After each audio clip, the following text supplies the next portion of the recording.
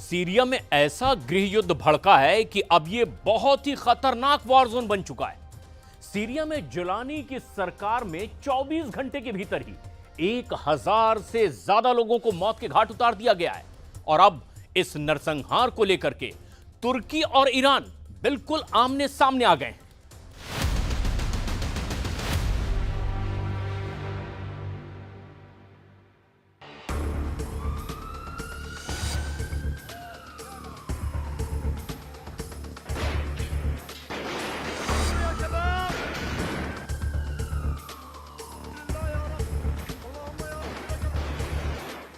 Syria की सड़कों पर अब लोग कम, लाशें ज्यादा मिल रही हैं। सीरिया में खून खराबे का वो दौर शुरू हो गया है जिसका डर पिछले 3 महीने से सता रहा था।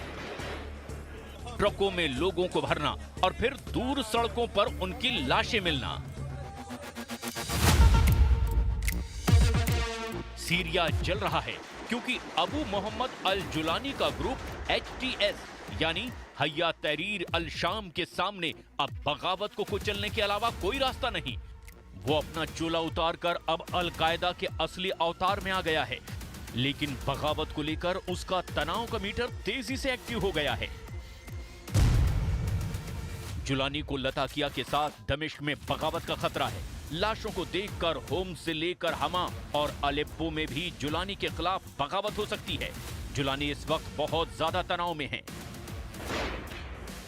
लताकिया से 25 किलोमीटर दक्षिण में जबले शहर का वीडियो देखिए। इस शॉपिंग सेंटर में एक लड़का ग्रेनेड फेंकता है। यही हाल अब बाकी सीरिया में होने का खतरा मंडराने लगा है।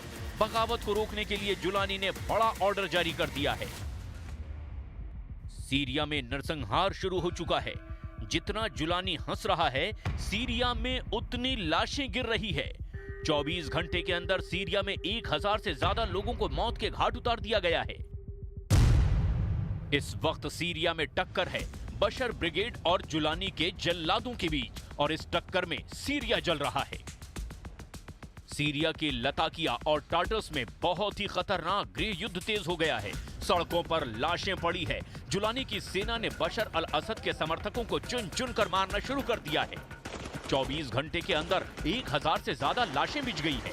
मौतों का यह आंकड़ा 2011 में सीरिया गृह युद्ध के बाद सबसे ज्यादा है। 8 दिसंबर 2024 को बशर अल असद के तख्ता पलट के ठीक 3 महीने बाद सीरिया में 24 घंटे के अंदर ही 1000 लोगों को जान से मार डाला गया है। यानी 8 दिसंबर को तख्ता पलट और 8 मार्च को नरसंहार। मारे गए 1000 लोगों में 750 से ज्यादा अलावी समुदाय के हैं, जिससे सीरिया के पूर्व राष्ट्रपति बशर अल असद भी आते हैं। इसके अलावा ईसाई समुदाय के लोगों की हत्याएं हुई है और बाकी मिलिशिया से भी बदला लिया गया है।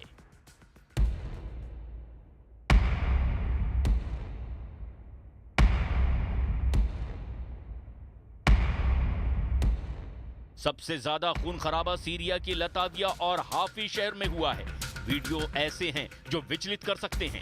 जुलानी की सेना का भी दावा है कि बशर अल असद के समर्थकों ने उनके 200 लड़ाकों को मार गिराया है और उसी के बाद ये खून खराबा शुरू हुआ। अब जुलानी का ऑर्डर है कि वो बशर अल असद के हर उस समर्थक को खत्म कर दें जो उससे टक्कर लेना चाहता है। इन्नकुम बिफ़िअलिकुम अश-शनीअ बिक़त्ल मन यहमी सूरिया व यसहरु लिखिदमतिहा واقتحام المشافي وترويع الآمنين قد اعتديتم على كل السوريين وإنكم بهذا قد اقترفتم ذنبا عظيما لا يغتفر। जुलानी ने सड़कों पर टैंक भी उतार दिए हैं। ये लताकिया है और सबसे ज्यादा हत्याएं इसी शहर में हुई हैं। लताकिया सामरिक रूप से काफी अहम है। भूमध्य सागर के किनारे बसे इस शहर में बशर अल असद का सबसे मजबूत गढ़ माना जाता है, लेकिन अब यहाँ जुलानी की हुकूमत है और उससे ही टक्कर देने की कोशिश की गई है। सीरिया में पिछले 24 घंटे में क्या हुआ और अगले 24 घंटे में क्या होने जा रहा है, डर और आशंका के बीच पूरा अरब वर्ल्ड दहला हुआ है। जो बगावत जुलानी ने की, अब वैसी ही बगावत के खतरे को देख करके जुलानी का खौफ बुलंदी पर पहुंच चुका है। जुलानी को डर है कि सीरिया पर उसके कब्जे को चुनौती देने वालों को अभी नहीं निपटाया गया तो फिर नरसंहार की बुनियाद पर खड़ी की गई उसकी सत्ता डोलने लगेगी। सवाल ऐसे में यह है कि क्या बशर ब्रिगेड और जुलानी के जल्लादों के बीच जो लड़ाई शुरू हुई है उसका कंट्रोल रूस में है, क्या उसका कंट्रोल ईरान में है, तुर्की में है, या इजराइल के साथ अमेरिका अब सीरिया को कंट्रोल कर रहा है। पश्चिमी सीरिया में समुद्र से लगे इलाकों और शहरों में अलावी मुसलमानों की आबादी ज्यादा है। यही बशर अल असद का सबसे मजबूत गढ़ भी माना जाता है।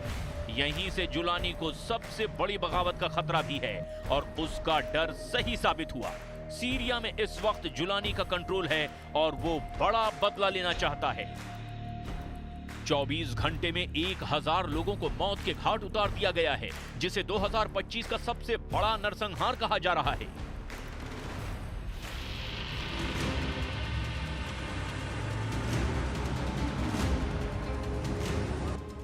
लताकिया शहर में खौफ देखिए।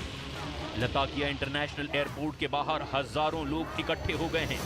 यहीं पर रूस का मिलिट्री बेस भी है और ये लोग अब रूस से पनाह मांग रहे हैं ताकि किसी तरह जुलानी के गुस्से से बच सके, क्योंकि जुलानी के ऑर्डर पर उसके लड़ाके बशर अल असद के समर्थकों को चुन चुन कर मार रहे हैं। इनके बख्श‌هایی از جمعیت علوی مسیحی دروزی و سایر اقلیت‌ها مورد تعرض قرار گرفتند.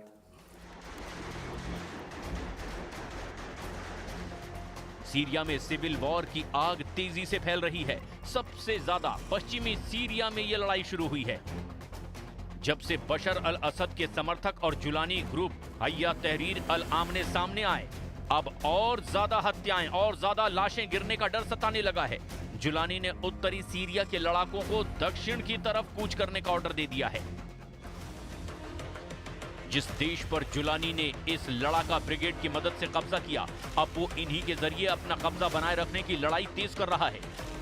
जुलानी के एक इशारे पर जान देने और जान लेने वाले ये लड़ाके HTS ग्रुप यानी हय्या तहरीर अल शाम ग्रुप के हैं, जो सीरिया में पहले अल कायदा के नाम से जाना जाता था। जुलानी ने जब सीरिया पर कब्जा किया, उसके बाद HTS को पश्चिम और अरब देशों ने एक तरह से मान्यता भी दे दी, क्योंकि वो जुलानी के साथ रिश्ते मजबूत कर रहे हैं। जुलानी इन्हीं लड़ाकों या यूं कहें कि पूर्व अल कायदा के आतंकियों की मदद से फिर से पूरे सीरिया पर अपने कंट्रोल को मजबूत करना चाहता है।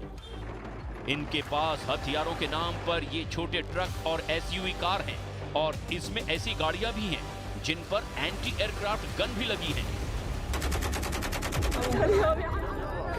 ये इदलिब है और यहाँ के रहने वाले कई HTS लड़ाके बशर अल असद के समर्थकों के हाथों मारे गए हैं। ये जुलानी का इलाका है और यहाँ बशर ब्रिगेड के खिलाफ गुस्सा बहुत ज्यादा है। यानी जिस गृह युद्ध से सीरिया पिछले 3 महीने से बचा हुआ था, वो अब सामने नजर आ रहा है। एक तरह से पश्चिम एशिया में नया वॉर जोन एक्टिव हो गया है। बशर अल असद और जुलानी के लड़ाके एक दूसरे के खिलाफ युद्ध शुरू कर चुके हैं। सीरिया इस वक्त वो वॉर जोन बना हुआ है जहां कई देशों की इंटेलिजेंस एजेंसियां और खुफिया लड़ाके एक्टिव हैं। ईरान से लेकर इजराइल और तुर्की से लेकर सऊदी अरब तक अब सीरिया को कंट्रोल करना चाहते हैं। Hükümetinin hiçbir provokasyona gelmeden haftalardır sürdürdüğü politikanın son günlerde bir provokasyonla rayından çıkartılmaya çalıştığını. 15 साल पहले 2011 में सीरिया में गृह युद्ध शुरू हुआ था। तभी बगदादी का आतंकी संगठन ISIS ने भी सीरिया पर कब्जा करना शुरू किया था। बगदादी के साथ जुलानी भी उसका कमांडर बना और फिर वो अल कायदा में शामिल हो गया। 2016 में जब सीरिया का गृह युद्ध थमा, तब से जुलानी अपने संगठन HTS को मजबूत करने में लगा हुआ है। उसने अपने संगठन में अरब देशों से ही नहीं बल्कि तुर्की, चीन और मध्य एशिया से भी आतंकियों को शामिल किया।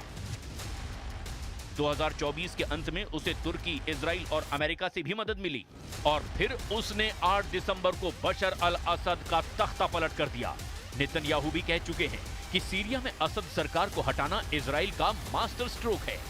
The historic events we witnessed today are a chain reaction to the pounding of Hamas, the decimation of Hezbollah, the targeting of Nasrallah, the blows we delivered to the Iran regime's axis of terror. And all this came, as President Trump pointed out this week, because of Israel and its fighting success.